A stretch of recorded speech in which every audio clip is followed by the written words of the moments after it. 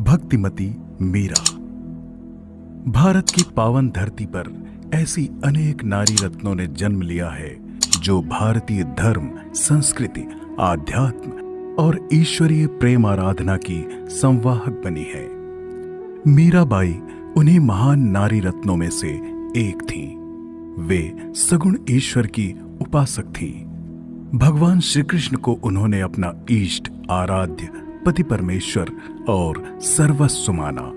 राजस्थान के मेड़ता क्षेत्र के कुड़की नामक गांव में सन 1498 ईस्वी में मीराबाई का जन्म हुआ था। उनके पिता का नाम राव रतन सिंह और माता का नाम वीर कुमारी था।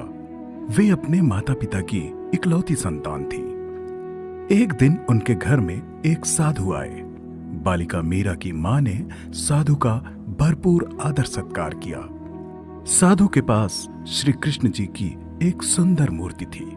नन्ही बालिका मीरा के सेवा भाव से प्रसन्न होकर साधु ने वह मूर्ति मीरा को दे दी और मीरा से कहा, बेटी, ये भगवान जी हैं। इनका नाम गिरधर लाल जी है। तू हर दिन प्रेम से इनकी पूजा किया करना। सरल हृदया बालिका मीरा सच्चे मन से भगवान की सेवा करने लगी। वो दिन में कई बार उस मूर्ति को स्नेह पूर्वक नहलाती धुलाती, मूर्ति पर चंदन और पुष्प चढ़ाती, उसे भोग लगाती और कई कई बार उसकी आरती उतारा करती। मीराबाई का संबंध जोधपुर के मेड़ता राजकुल से था। मेड़ता के महाराज इनके पिता के बड़े भाई थे। कम उम्र में ही इनकी माता का देहांत हो गया था। कहते हैं कि एक बार इनके पड़ोस में किसी धनवान व्यक्ति के घर बारात आई। आस पड़ोस की स्त्रियां और बालिकाएं उस बारात को अपनी छत पर चढ़कर देखने लगी। नन्ही मीरा भी अपनी मां के साथ बारात देखने अपने घर की छत पर आ गई। मीरा ने बारात के आगे आगे घोड़ी पर चल रहे दूल्हे को देखा और अपनी मां से पूछा, मां, मेरा दूल्हा कौन है?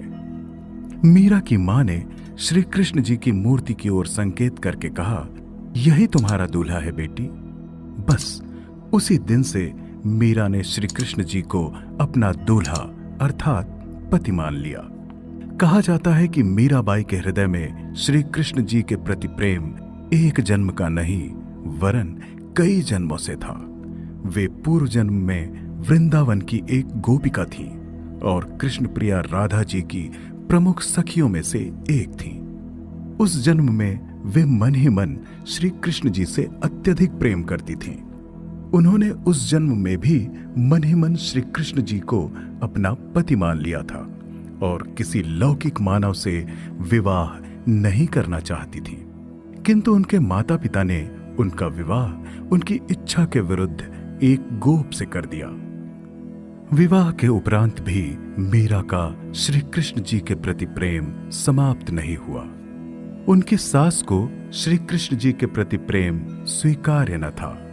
एक दिन सास ने उनके ईश्वर प्रेम से क्षुब्ध होकर उन्हें घर के एक कमरे में बंद कर दिया। बंद कमरे में मीरा अपने प्रियतम मुरलीधर कान्हा से मिलने के लिए तड़प उठी और यह तड़प इतनी तीव्र हो उठी कि मीरा ने कमरे के अंदर ही अपने प्राण त्याग दिए। इसके बाद मेड़ता के कुड़की गांव में राव रतन सिंह की इकलौती कन्या के रूप में जन्मी मीरा। बाल्यकाल में ही मीरा की मां की असमय मृत्यु हो गई। तब उनके दादाजी राव दूदा उन्हें मेड़ता नगर ले आए और अपनी देखरेख में उनका लालन पालन करने लगे। मीराबाई के पिता मेवाड़ नरेश की सेवा में रहते थे और वे अपनी बिन मां की पुत्री की ठीक तरह से देखभाल नहीं कर पाते थे। इस कारण उन्होंने मीरा को अपने पिता राव दूदा को सौंप दिया था। राव दूदा एक योद्धा होने के साथ ही साथ ईश्वर भक्त भी थे और संत महात्माओं का बहुत आदर सत्कार करते थे। उनके घर साधु संतों का आना जाना लगा रहता था। दादाजी की कृपा से मीराबाई को बचपन से ही संत महात्माओं का दर्शन लाभ तथा उनकी सेवा का सुअवसर प्राप्त होता रहा। राव दूदा ने राजकुल की परंपरा के अनुरूप मीराबाई को अस्त्र शस्त्र चलाना, घुड़सवारी करना और रथ चलाना सिखाया। लेकिन इन सब कार्यों में मीरा की कोई विशेष रुचि नहीं थी। उन्होंने तो बचपन में ही अपने श्याम सलोने मुरलीधर कान्हा की छवि मन में बसा ली थी और उन्हीं की पूजा उपासना और सेवा के कार्यों में दिन भर जुटी रहती थी। भगवान श्री कृष्ण के प्रेम में विभोर रहकर मीरा शनैः शनैः सयानी होने लगी। उन दिनों राणा सांगा अर्थात संग्राम सिंह मेवाड़ के शासक थे। उन्होंने मीरा के अद्वितीय गुणों को देखा तो मीरा को अपने पुत्र भोजराज की पत्नी बनाने पर विचार करने लगे। मीरा को अपने घर की बहू बनाने का विचार उनके मन में पक्का हुआ तो उन्होंने मेड़ता में राव दूदा के घर मीराबाई को मेवाड़ राजकुल की बहू बनाने का प्रस्ताव भेजा और मीरा के पिता से भी इस विवाह के संबंध में चर्चा की। मीरा के पिता और दादा इस विवाह के लिए सहर्ष सहमत हो गए। यद्यपि मीरा श्री कृष्ण जी को ही अपना पति मान चुकी थी और पूर्व जन्म की तरह इस जन्म में भी किसी मनुष्य से विवाह नहीं करना चाहती थी, किंतु उनके भाग्य ने उनके साथ इस जन्म में भी छल किया।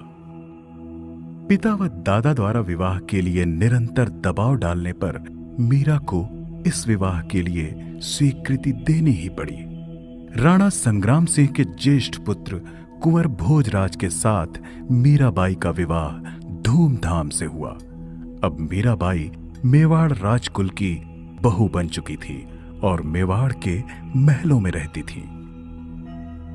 विवाह के पश्चात उनके पति राजकुमार भोजराज अधिक वर्षों तक जीवित नहीं रहे।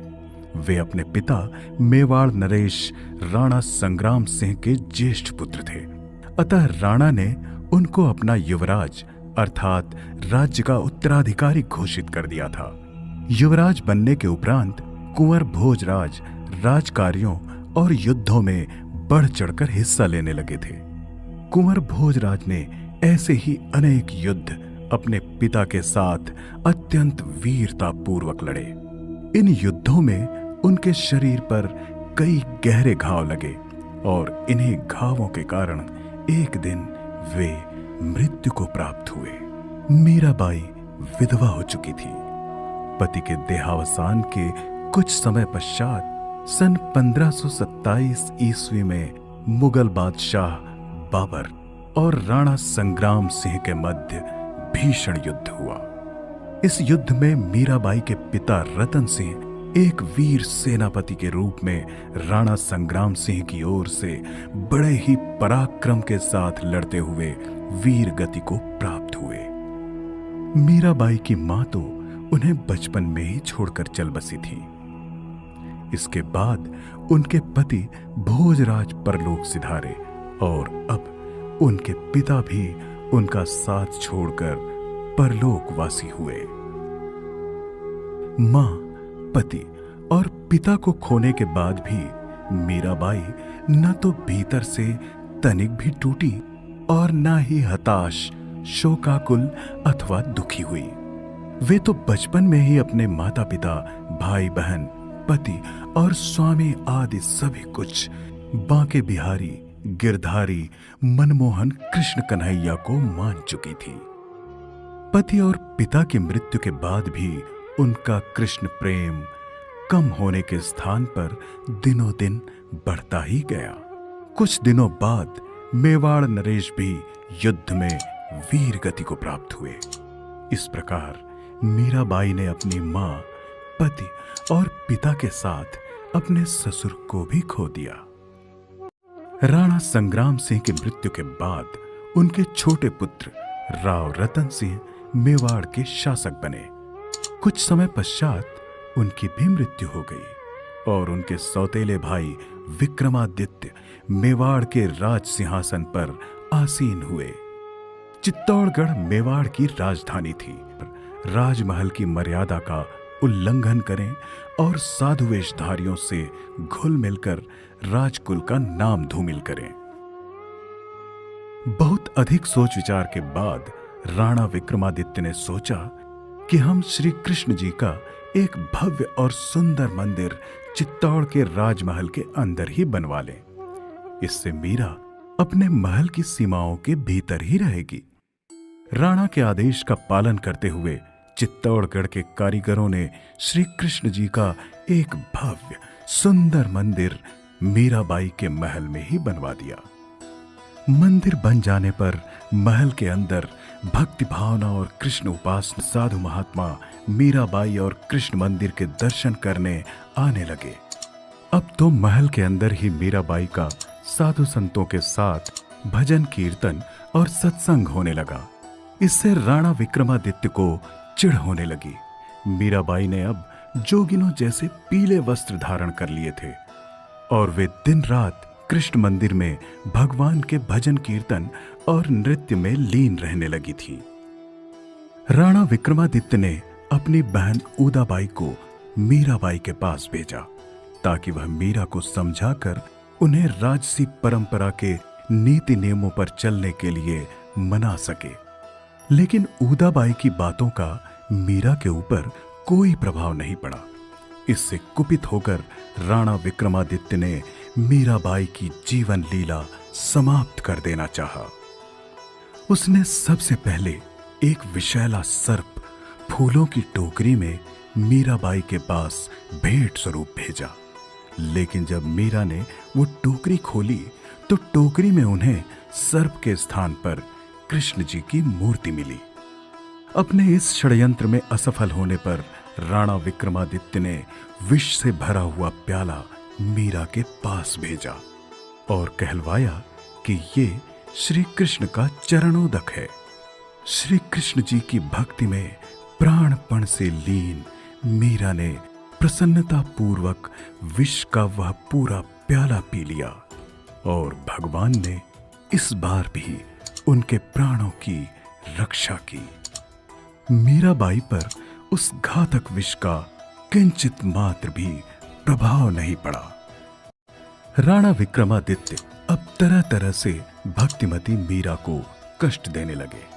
यह बात जब मेड़ता के राव बीरमदेव को पता चली तो उसने अपने दूत भेजकर आदर के साथ मीराबाई को चित्तौड़ से मेड़ता बुला लिया। मीराबाई चित्तौड़ का राजमहल त्याग कर अब अपनी जन्मभूमि मेड़ता वापस आ गई थी। मीराबाई के मेड़ता आने के बाद गुजरात के सुल्तान बहादुर शाह ने चित्तौड़ पर आक्रमण करके चित्तौड़ पर आधिपत्य कर लिया। इस युद्ध में राणा विक्रमादित्य मारे गए और 13 सहस्त्र राजपूत स्त्रियों ने जौहर व्रत किया। सन 1538 ईस्वी में जोधपुर के राव मालदेव ने राव बीरमदेव से मेड़ता नगर छीन लिया। मेड़ता में राव बीरमदेव मीराबाई के प्रमुख आश्रयदाता थे। मालदेव से हारकर बीरमदेव अजमेर चले गए। इसके बाद मीरा भी मेड़ता में अधिक दिन नहीं ठहर पाई। वे अपने परमेश्वर श्री कृष्ण को खोजने ब्रज की तीर्थ यात्रा पर चल पड़ी। उन्हें विश्वास था कि ब्रजमंडल की पावन भूमि में उन्हें अपने नटवर नागर कन्हैया के दर्शन अवश्य होंगे। वृंदावन आकर मीराबाई भक्त शिरोमणि जीव गोस्वामी दास जी के दर्शनों के लिए पहुंची। जीव गोस्वामी श्री कृष्ण जी के अनन्य उपासक थे, लेकिन वे स्त्रियों को देखना उचित नहीं समझते थे। उन्होंने मीराबाई से यह कहकर मिलने से मना कर दिया कि हम स्त्रियों से नहीं मिलते। इस पर मीरा जी कहने लगी कि हमने तो सुना था वृंदावन में श्री कृष्ण ही एक पुरुष हैं, किंतु यहां आकर जाना कि उनका एक और प्रतिद्वंद्वी पैदा हो गया है। यह बात सुनकर जीव गोस्वामी नंगे पैर ही मीराबाई से मिलने बाहर निकल आए। वृंदावन में रहकर मीराबाई बहुत समय तक श्री कृष्ण मंदिरों के दर्शन, भगवान के भजन कीर्तन और साधु संतों के दर्शन करती रहीं। उन्होंने संत रविदास को अपना गुरु बनाया। सर्वप्रथम मीराबाई ने ही उन्हें गुरु की उपाधि दी थी। रैदास जी की विधिवत शिष्या बनकर वे शबद कीर्तन करती हुई तंबूरा बजाया करती थी। वह तंबूरा उन्होंने संत रैदास से ही प्राप्त किया था। जब मीराबाई चित्तौड़गढ़ के राजमहल में राजकुल की वधू बनकर रहती थी, तभी उन्होंने संत रैदास को अपना गुरु मान लिया था और गुरु दक्षिणा के रूप में चित्तौड़ के अंदर रविदास छत्तरी का निर्माण कराया था।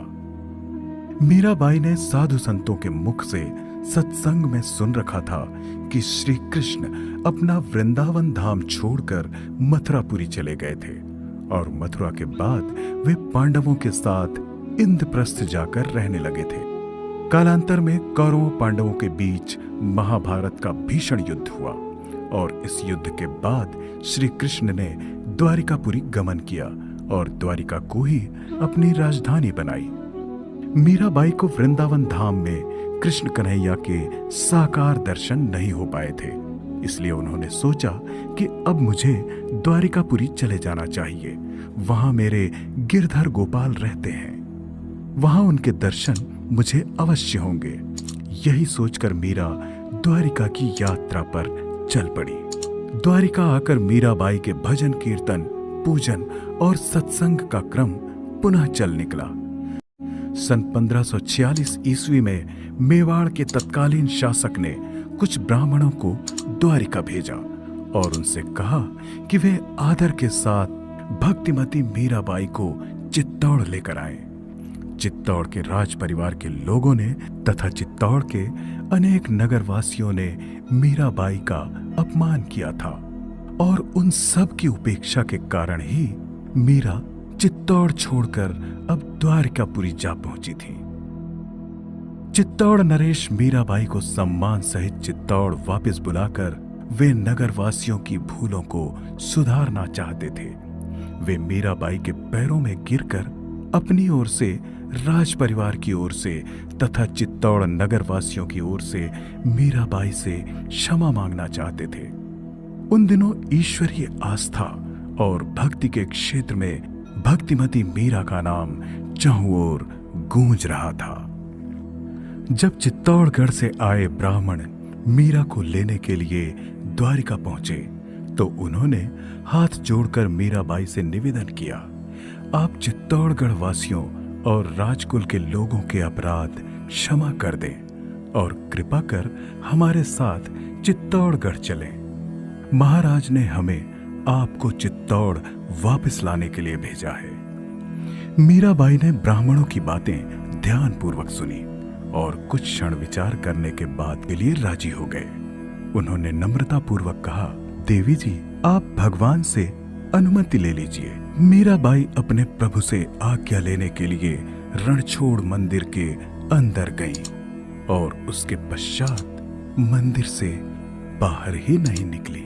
वे रणछोड़ मंदिर की कृष्ण प्रतिमा में विलीन हो गई। उनके पार्थिव शरीर के दर्शन किसी को न हुए, न ब्राह्मणों को और न ही किसी अन्य को। मीराबाई के विलीन हो जाने के उपरांत सन 1554 ईस्वी में चित्तौड़गढ़ नगर के मंदिर में मीराबाई के नाम से एक मूर्ति की स्थापना की गई। आगे चलकर यह मंदिर मीराबाई के स्मारक और उनके इष्ट देव के पूजा गृह के रूप में प्रसिद्ध हुआ।